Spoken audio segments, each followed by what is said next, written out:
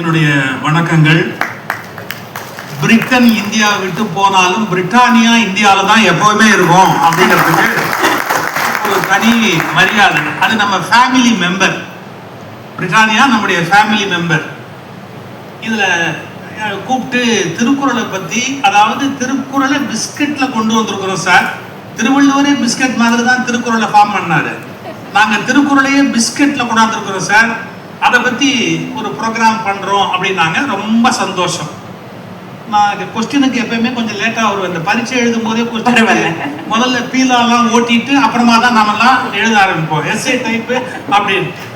நான் ரொம்ப நேரம் யோசிச்சேன், மில்க் பிக்கிக்கும் திருக்குறளுக்கும் என்ன சம்பந்தம் இருக்க முடியும் அப்படின்னு ரொம்ப யோசிச்சேன். அப்புறம் தான் எனக்கு புரிஞ்சது, பால் ரெண்டுக்கும் பொது. அதுல என்ன வேடிக்கைன்னு கேட்டா, அதுலயும் முப்பால் இதுலயும் முப்பால். அது என்ன முப்பால்னு கேக்குறீங்களா? முதல்ல பசும்பால், அடுத்தது நம்மீது அன்பால், நம்மீது உள்ள அன்பால். யார்கிட்ட கொடுக்கறாங்க? நம்ம பால். அதுவும் 3 பால் ஆகி போச்சு. பிரிட்டானியாலையும் 3 பால் ஆகி போச்சு. பசும்பால் ஆச்சு, அன்பால் ஆச்சு. அதை நம் பால் கொடுக்கறதுனால இப்ப அந்த முப்பால், அறத்துப்பால், பொருட்பால், காமத்துப்பாலோட தொடர்புடைய முப்பால் குறளை முப்பால் பிரிட்டானியா ரிலீஸ் பண்றதுல எங்க 4 பேருக்குமே ரொம்ப மகிழ்ச்சி. முதல்ல அதுக்கான வாழ்த்துக்கள். சிலபஸ்ல இருக்கான்னு தான் பையன் அதை படிக்கிறானே ஒழிய அதை லைஃப்ல அவன் என்ஜாய் பண்றானா அப்படின்னு ஒரு அருமையான ஒரு கேள்வி கேட்டாங்க. உண்மைதான், ரொம்ப ஸ்ட்ராங் கொஸ்டின். அது சிலபஸ மார்க் வாங்கணும். எங்களுக்கெல்லாம் திருக்குறள் 2 மார்க் மனப்பாட பகுதிக்கு திருக்குறள் வரும். அதை எழுதிட்டா கரெக்டா 2 மார்க் கிடைக்கும் அப்படின்னு திருக்குறளை மனப்பாடம் பண்ணது ஒரு காலம். அது யாரும் ஒன்றும் இல்லைன்னு சொல்ல முடியாது. அந்த திருக்குறளை அவன் லைஃபுக்கு கொண்டு போகணுமே அப்படின்னு சொல்றாங்க. இப்ப உங்க கேள்விக்கு நான் முழுசா விடை சொன்னா கொஞ்சம் சில பேர் வருத்தப்படுவீங்க. குழந்தைகளோட பேசுறதுக்கே பெத்தவங்களுக்கு இப்ப நேரம் இல்லையே. யாராவது குழந்தைகளோடு சேர்ந்து சாப்பிடவே நேரம் இல்லையே. குழந்தைகளை மடியில போட்டு தட்டி தூங்க வைக்கவே நேரம் இல்லையே. அப்போ குழந்தைகளோட நீங்க டைம் ஸ்பெண்ட் பண்ணாம நம்ம கல்ச்சரை அவங்களுக்கு கொண்டு போக முடியாது. ஏன்னா அவங்க எதோட டைம் ஸ்பெண்ட் பண்றாங்களோ அந்த கல்ச்சருக்கு போயிடுவாங்க. அப்போ நாம பேரண்ட்ஸ் குழந்தைகளோட இந்த நேரத்தை ஸ்பெண்ட் பண்ணி அவங்களுக்கு இந்த திருக்குறளை கொண்டு போகணும். இப்ப நீங்க பண்ணிருக்கிற முயற்சி ரொம்ப அழகு. ஒரு குறளை எடுத்து வச்சு அந்த குறளை அந்த பிஸ்கெட்டை அடுக்கணும். இதுக்காவது அப்பா அம்மாவும் படிக்கணும். என்ன குறள்னு அவன் கேட்டானா இவங்களுக்கு தெரியாதுன்னு சொல்ல முடியுமா? அதுக்காக அந்த குறளை அவங்களும் படிச்சாகணும். நீங்க பிள்ளைங்களை படிக்க வச்சீங்களோ இல்லையோமா, அப்பா அம்மாவை படிக்க வச்சீங்க பாருங்க, அதுக்கே ஒரு பெரிய விஷயம். திருக்குறளை நாங்க 100 தடவை நன்றி சொல்றோம். இந்த கல்ச்சர்ல இருக்கிற ஒரு பெரிய விஷயமே என்ன அப்படின்னு கேட்டா, நிரந்தரமான சில உண்மைகள் இருக்கு. அது உலகத்துல என்னைக்குமே அழியாது. பர்மனன்ட் வேல்யூ உடைய உண்மைகள் இருக்கு. இப்போ பொய் சொல்லக்கூடாது அப்படிங்கிறது என்னைக்கு அழியான ஒரு பெரிய விஷயம். அது நீங்க திருவள்ளுவர் எழுதி வைத்திருக்கிறார். ஒரே ஒரு தர்மம்னு சொல்லு அப்படின்னு சொன்னா, பொய்யாமை பொய்யாமை ஆற்றின் அறம் பெற செய்யாமை செய்யாமை நன்று அப்படின்ற ஒரு சின்ன விஷயம். அதை சொல்லுவதற்கு இது மிகப்பெரிய துணையாக இருக்கிறது. எனவே நம்முடைய பாரம்பரியமான விஷயத்தை குழந்தைகளுக்கு கொண்டு போகணும்னா சின்ன ஒரு ரிக்வெஸ்ட், ராத்திரி ஒரு 1/2 மணி நேரம் குழந்தைங்களோட ஸ்பெண்ட் பண்ணுங்க. பேரண்ட்ஸுக்கு என்னுடைய ரிக்வெஸ்ட், ஒரு 1/2 மணி நேரம் இந்த போனை தூக்கி அந்த பக்கம் வச்சிருங்க. உங்க குழந்தைகளை தூக்கி வச்சுங்க. ஒரு குழந்தை எழுந்துச்சு, அடுத்த ஜென்மத்தில் நீ யாரா பிறக்க விரும்புறேன்னா போனா பிறக்க விரும்புறேன். ஏன்? அப்பதான் எங்க அப்பா மடியில உட்காரவே முடியும்னு சொல்லிச்சு. அந்த மாதிரியான ஒரு நிலைமை வரக்கூடாது. ஒரு 1/2 மணி நேரம் நம்முடைய குழந்தைகளோட நம்ம ஸ்பெண்ட் பண்ணி ஒரு கதை சொல்லணும். அந்த திருக்குறளை எப்படி கதை, ஐயா திருக்குறள்ல நிறைய கதை சொல்லி இருக்கிறார் டிவியில. அவங்க திருக்குறள் நிறைய கதை சொல்லி இருக்கிறாங்க. நானும் கதையா சொல்லி இருக்கிறேன். வாய்ப்பு இருக்கும் போது அந்த மாதிரி கதைகளை குழந்தைங்களுக்கு சொல்லுங்க. திருக்குறள் அப்படியே அடுத்த தலைமுறைக்கு போகும். ஏன்னா வாழ்க்கைக்கான ஒழுக்க நெறிமுறைகளை கற்றுக் கொடுக்கிற ஒற்றை தமிழ் நூல், உயர்ந்த தமிழ் நூல் திருக்குறள். அது அடுத்த தலைமுறைக்கு. உங்க முயற்சிக்கு மீண்டும் ஒரு முறை பாராட்டு. Thank you sir. Thank you.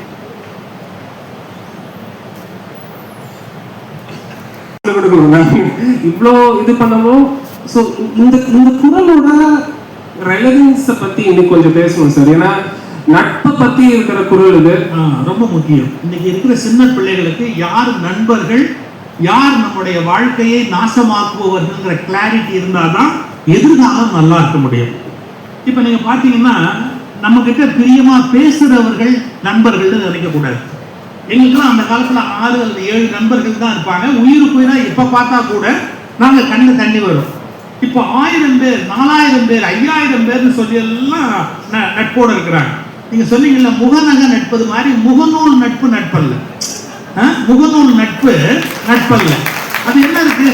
Face to face இருக்கணும் ஒழிய ஃபேஸ்புக்ல இருந்தா போறாரு. ஃபேஸ் டு ஃபேஸ் இருக்கணும். அந்த முகநக நட்பது நட்பன்று. அதுக்கெல்லாம் எப்ப பார்த்தாலும் அப்படி இருக்கணும் அவசியம் இல்லை. நெஞ்சத்து அகநக நட்பதே நட்புனா மனசால நல்லது நினைக்கணும். இன்னும் சொல்லட்டுமா, நாம தப்பு பண்ற போது யார் கண்டிச்சு சொல்றானோ அவன் தான் சிறந்த நண்பன். நம்ம தப்புக்கு சேர்ந்து நம்மளோட சேர்ந்து யார் ஒத்து போறானோ அவன் சிறந்த நண்பன் அல்ல. இதெல்லாம் இந்த சின்ன வயசுல குழந்தைங்களுக்கு புரியணும் இல்லையா? நண்பர்கள்னா யாரு? நம்முடைய பாருங்களேன், நிகழ்காலத்தை கடத்துகிறவர்கள் நண்பர்கள் அல்ல, எதிர்காலத்தை பொற்காலமாக ஆக்குகிறவர்கள் தான் நம்முடைய உண்மையான நண்பர்கள். அவங்க எதிர்காலத்தை பொற்காலமா ஆக்கக்கூடிய நண்பர்களாக இருக்கணும். அந்த திருவள்ளுவர் 2 வரியில் அவ்வளவு அழகா அப்படியே சொல்லிட்டு போறாரு. நீங்க பிஸ்கெட் கொடுத்தீங்கல்ல, இன்னும் கொடுக்கல, அட்டையில ரிலீஸ் பண்ணுங்க, டப்பால கொடுத்து ரிலீஸ் பண்ண சொல்லக்கூடாதுன்னா ரைட் ரைட் அதெல்லாம் போகும்போது வாங்கிக்கலாம். இப்ப ஒரு பிஸ்கெட்டை எப்படி சாப்பிடலாம்னு அவங்க கூட சொன்னாங்க. நீங்க கூட சொன்னீங்க தண்ணியில துவைச்சு சாப்பிடலாம் அப்படி இல்லையா? ஒரு கேள்வி கேட்டாங்க, இந்த பிஸ்கெட்டை எப்படி சாப்பிடலாம்? தீயில துவைச்சு சாப்பிடலாம், தண்ணியில துவைச்சு சாப்பிடலாம், ஜாம் கூட சாப்பிடலாம். ஒரு குழந்தை சொல்லுது இந்த பிஸ்கெட்டை எப்படி சாப்பிட்டா நல்லா இருக்கும்? தண்ணியில சாப்பிடணும், ஜாம்ல சாப்பிடணும், தீயில சாப்பிடணும். ஒரே ஒரு குழந்தை சொல்லிச்சு எல்லாரும் சேர்ந்து சாப்பிட்டா நல்லா இருக்கும். அப்ப அந்த குழந்தை மனசுல என்ன பதியுது? நம்ம ஃபேமிலி, ஃப்ரெண்ட்ஷிப், அட்டாச்மெண்ட் எல்லாரும் சேர்ந்து உட்கார்ந்து சாப்பிடணும். பாருங்க, வரட்டு ரொட்டியா கூட இருக்கலாம், எல்லாரும் சேர்ந்து உட்கார்ந்து சாப்பிடும் போது கிடைக்கிற சந்தோஷம் வேற எதுல கிடைக்கும்? அதனால அகநக நட்பது அப்படிங்கிறது ஒரு மிகப்பெரிய விஷயம். எல்லாரும் சேர்ந்து சாப்பிடலாம் அப்படிங்கிற கான்செப்ட் குழந்தையோட மைண்ட்ல போடும். இதெல்லாம் நாங்க சொல்ற விளக்கம். திருவள்ளுவர் இவ்வளவு நினைச்சு எழுதிப்பாரான்னு கேட்காதீங்க. அப்ப எங்க பொறுப்பு என்ன வருது?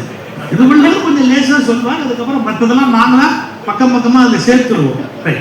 ரொம்ப சந்தோஷம். இந்த குரல் குழந்தைங்களுக்கு ரொம்ப வேணும். யார் உண்மையான நண்பன், யார் நம்மளை கெடுக்க வந்தவன் அப்படிங்கிறது குழந்தைங்களுக்கு தெரியணும். அந்த குரலை நீங்க கொண்டு வந்திருக்கிறது பாராட்டுக்கு உரிய. ரொம்ப நன்றி சார், ரொம்ப நன்றி. கட்டாயமா இது நான் ஞாபகம் வச்சுட்டு டெய்லி ஒரு ½ அன் ஹவர் என்னோட பையனோட ஸ்பெண்ட் பண்ண டெஃபினட்டா ட்ரை பண்ணுவேன். ரிக்வெஸ்ட், தூங்க போறதுக்கு முன்னாடி மதர் ஃபாதர் பேசுறது தான் சைக்கலாஜிக்கலா ரொம்ப இன்ஃப்ளூயன்ஸ். மற்ற நேரத்துல பேசுறதெல்லாம் இன்ஃப்ளூயன்ஸ் ஆகாது. அவங்க தூங்க போற நேரத்துக்கு முன்னாடி அந்த பேச ஆரம்பிச்சாலே அவங்களுக்கு தூக்கம் வந்துடும். ஆனா அவங்க தூங்குறதுக்கு முன்னாடி ஒரு ½ அன் ஹவர் க்ளோஸா வச்சு அந்த குழந்தைகளை தட்டி கொடுத்துக்கிட்டு நம்ம என்ன சொல்றோமோ அப்படியே மெஸ்மரிசம் மாதிரி அது மாட்டுக்கு உள்ள போயிட்டு ப்ளீஸ் அதை ஃபாலோ பண்ணுங்க. தேங்க்யூ, டெஃபினட்டா தேங்க்யூ சார். பாரதி மேம், அடுத்தது என்னோட கொஸ்டின் உங்களுக்கு நான் என்ன கேட்க விரும்புறேன்னா, சரி, நம்ம எல்லாரும் குரலை நிறைய விதத்துல பார்த்து வளர்ந்துருக்கோம். ஒரு சினிமாலையோ சரி, புக்குலையோ சரி, பல்லவன் பஸ்ல பார்த்துருக்கோம், நிறைய இடத்துல பார்த்து வளர்ந்துருக்கோம். அது நம்மளுக்கு ரொம்ப ஃபெமிலியரான ஒரு சப்ஜெக்ட்னு கூட சொல்லலாம். ஆனா ஓவர் த இயர்ஸ் மக்களுக்கும் குரலுக்கும் இருக்கிற அந்த ரிலேஷன்ஷிப் அது எப்படி மாறி இருக்கா, இவால்வ் ஆயிருக்கா, அதை பத்தி நீங்க என்ன நினைக்கிறீங்க? அதுதான் உங்ககிட்ட மெயினா கேட்கணும்னு நினைச்சேன். தமிழ்நாட்டில் ஒரு ப்ராடக்டை கொண்டு வரணும், அதுக்கு ஒரு மார்க்கெட்டிங் ஐடியா வேணும் அப்படி கூட நீங்கள் யோசிச்சிருக்கலாம். அப்படி இருக்கும்போது நிறைய விஷயங்கள் இருக்கு.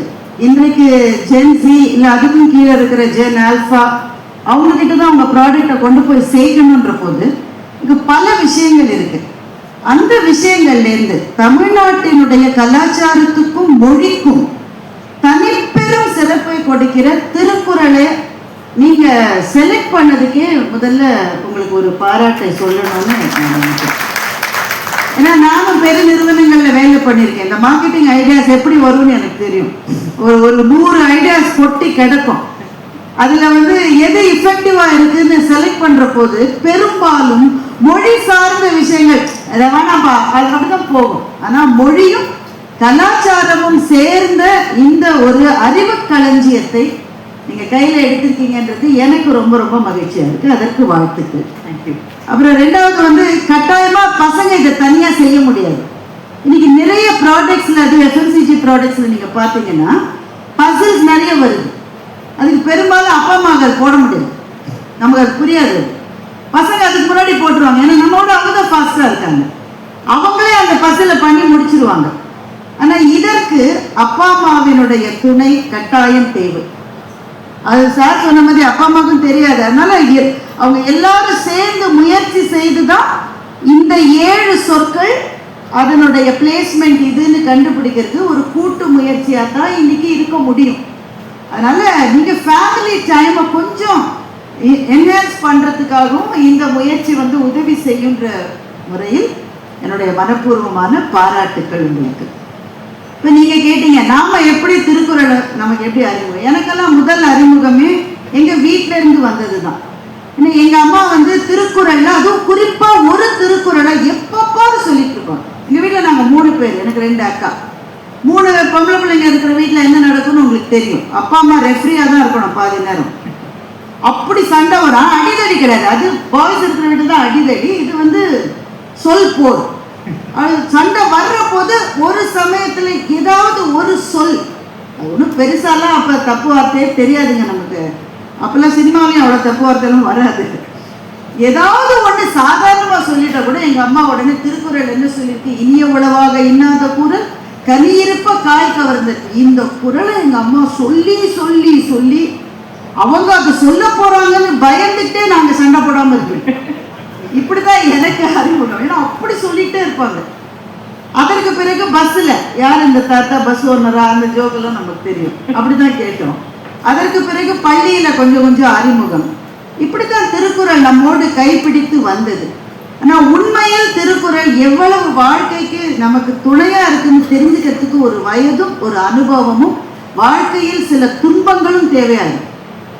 நம்ம அந்த மாதிரியான டிஃபிகல்ட் ஃபேஸஸ் வந்தாதான் ஏதாவது ஒரு குறளை பிடிச்சிட்டு அதெல்லாம் எந்திரிச்சு வந்துட முடியும். பள்ளத்தில் ஒருத்தர் விழுந்துட்டான்னு வைங்களேன், மேல இருந்து ஒரு ஆள் ஒரு விரலை கொடுத்தா போறோம், அதை பிடிச்சி சரசரன்னு எந்திரிச்சு வர்ற மாதிரி வாழ்க்கை கடினமான பக்கங்கள் அதை புரட்ட நேரிடுகிற போது ஏதாவது ஒரு திருக்குறளை பிடிச்சிட்டு ஏறி வந்துடலாம் அப்படின்னு தெரிவதற்கு ஒரு வயதும் அனுபவமும் வாழ்க்கையில் சில சோதனைகளும் தேவையா இருக்கு.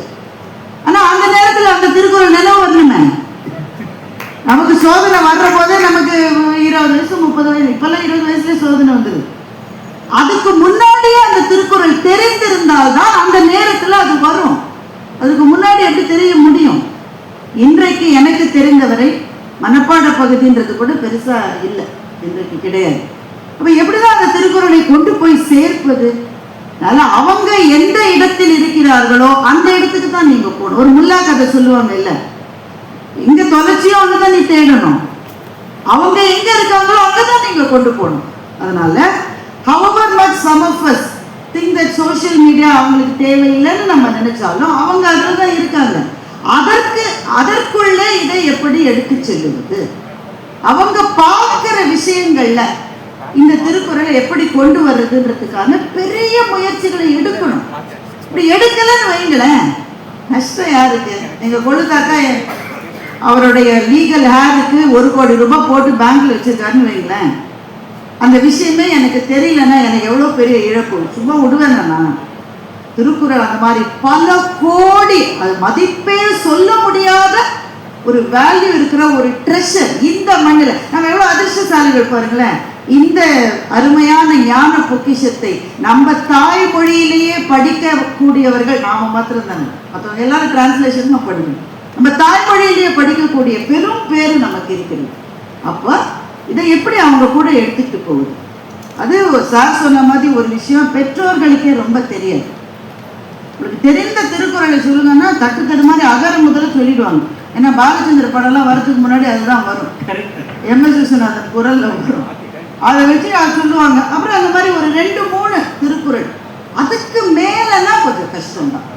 ஆனால் அதை தேடி போகிற பயணத்தில் முதலில் பெற்றவர்கள் போகணும். பெற்றவர்கள் போய் வீட்டில் அதை பற்றி பேச ஆரம்பிக்கிற போது தான் குழந்தைகளுக்கு கொண்டு போக முடியும். ஆனால் பல வீடுகளில் இது நடப்பது இல்லை.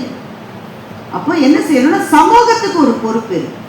சோஷியல் மீடியா கண்டென்ட்ல இதை எந்தெந்த விதத்தில் கொண்டு போக முடியுமோ அப்படி கொண்டு போய் குழந்தைகளுக்கு அதை சேர்க்க வேண்டும். இரண்டாவதாக எனக்கு தோன்றுவது, பள்ளிக்கூடங்களில் இந்த திருக்குறளை பற்றி திரும்பவும் ஒரு விழிப்புணர்வை ஏற்படுத்துவது காலத்தின் கட்டாயமாக இருக்கிறது. ஏன்னா ஸ்கூல்ல இருந்து வர்ற போதுதான் இப்போ பல வெளிநாடுகள்ல தமிழ் பள்ளிகளுக்கு நம்ம தமிழ் குழந்தைகள் போறாங்க. ஏன்? அதுக்கு கிரெடிட்ஸ் இருக்கு. அவங்களுக்கு அந்த மாதிரி ஏதாவது ஒரு விஷயத்தை கொடுத்து திருக்குறளை படிக்கிற ஒரு பயிற்சியை பள்ளிக்கூடங்களிலே திரும்ப பெரிய அளவிலே முன்னெடுக்க வேண்டும்னு நான் உண்மையிலேயே விரும்புகிறேன். அப்படி முன்னெடுக்கிற போது அவங்க ஆசையை கற்றுக்கிறாங்க. எவ்வளோ சின்ன பிள்ளைங்க 1330 குறளையும் படிக்குது. இப்போ நம்ம ஏஜுக்கு வந்த பிறகு மனப்பாடம் பண்ணுறது முடியவே முடியாது. அந்த ஏஜில் தான் முடியும். அப்போ அதை சொல்லி கொடுத்துட்டா வயதான பிறகு அது எவ்வளவு பெரிய சொத்துன்னு தெரியும். சின்ன வயசுல சொல்லி கொடுக்கலன்னா சொத்து இருந்தும் அனுபவிக்க முடியாத நிலைமைக்கு அவங்க வந்துடுவாங்க. அதனால நம்ம எல்லாருக்கும் பொறுப்பு இருக்கு. பிரிட்டானியா மாதிரியான ஒரு நிறுவனம், எல்லா நிறுவனங்களுக்கும் லாபம் தான் ரொம்ப முக்கியம். Profit is our biggest motive.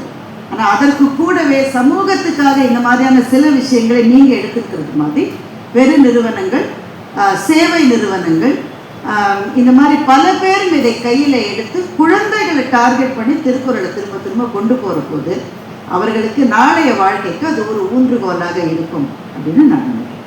நன்றி. நீங்கள் ஆக்சுவலி கல்வியை பற்றி நிறைய பேசுவீங்க உங்கள் ஆன்சர்லேயும். அது ஸோ 2வது குறள் கணக்கில் இருக்கிறது கல்வியை பற்றி தான். கற்க கசடர கற்றவை கற்ற பெண் அதற்கு தர. இந்த வாட்டி பார்க்காமலே சொல்லிட்டேன் சார். கற்பவை கற்ற பெண்